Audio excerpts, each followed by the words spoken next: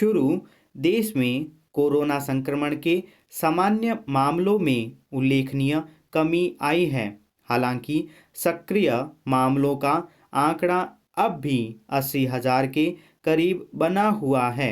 इसलिए यह तो नहीं माना जा सकता कि हमें कोरोना से मुक्ति मिल गई है, बल्कि अब तो विषाणु के एक और नए रूप ओमिक्रॉन के बढ़ते मामलों ने एक बार नींद उड़ा दी है। ओमिक्रॉन के रोजाना बढ़ते मामले उन दिनों की याद ताज़ा कर रहे हैं जब पिछले साल देश में इसी तरह कोरोना संक्रमण के मामले बढ़ने लगे थे। ज़्यादा चिंता की बात इसलिए भी है कि विषाणु का नया रूप कोरोना के पिछले रूपों के मुकाबले ज़्यादा तेज़ी से फैलने वाला बताया जा रहा है। महामारी विशेषज्ञों का कहना है कि यह डेल्टा जैसे रूप की तुलना में 3 से 5 गुना ज़्यादा तेज़ी से फैलने वाला विषाणु है।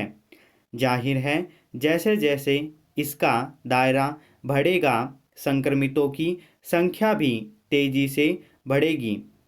यह आशंका तो व्यक्त की ही जा रही है कि जनवरी के मध्य तक ओमिक्रॉन के करीब 1.5 लाख मामले रोजाना आ सकते हैं।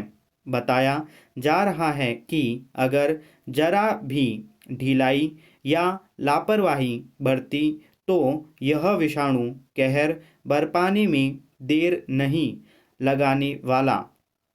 ओमिक्रॉन चिंता का कारण इसलिए भी बन गया है कि अब तक इसके ज़्यादातर मामले महाराष्ट्र और दिल्ली में मिले हैं।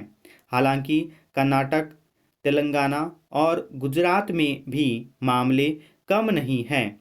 जिन राज्यों में अभी यह आंकड़ा 20 से कम है, उन्हें भी इसे मामूली मानकर नहीं चलना चाहिए। यह नहीं भूलना चाहिए कि कोरोना विषाणु के डेल्टा स्वरूप ने भी इसी तरह लोगों को चपेट में लिया था। डेल्टा स्वरूप ब्रिटेन से भारत में आया था।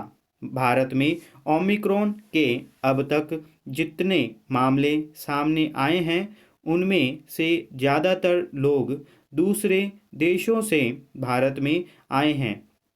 इसलिए हवाई अड्डों पर गहन जांच में जरा भी कोताही नए संकट को जन्म दे सकती है। संकट अब यह भी है कि दूसरी लहर के बाद देश के लगभग सभी हिस्सों में गतिविधियां सामान्य हो चली है। बाजार में पहले की तरह भीड़ अब सामान्य बात है। ऐसे में ओमिक्रॉन का खतरा डेल्टा के मुकाबले कहीं ज़्यादा बड़ा नज़र आ रहा है। भारत ने पिछले 1.25 साल में महामारी का भयंकर मंजर देखा है। इस साल अप्रैल मई के दौरान महामारी की दूसरी लहर ने जो कहर बरपाया, उससे सबक लेने की ज़रूरत है।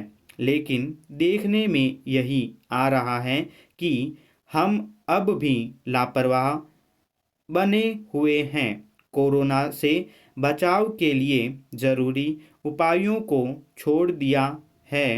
सार्वजनिक स्थानों पर मास्क नहीं लगाने वालों की तादाद खतरे को और बढ़ा रही है।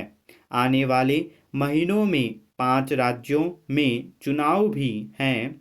चुनाव सभाओं और रैलियों में जिस तरह से भीड़ उमड़ रही है, उसे देखकर तो लगता है कि न तो राजनीतिक दलों को ही महामारी की तीसरी लहर को लेकर कोई जिम्मेदारी और समझ का भाव है, न ही लोगों को कोई चिंता है।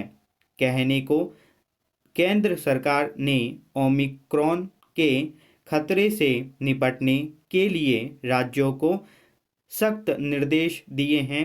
कई राज्यों ने क्रिसमस और नववर्ष के जश्न जैसे आयोजनों पर पाबंदी भी लगा दी है, लेकिन अब तक का अनुभव यही बताता है कि लोग लापरवाही बरतने से बाज नहीं आते। ओमिक्रॉन से बचाव के लिए जनसामान्य को अपनी जिम्मेदारी समझनी होगी।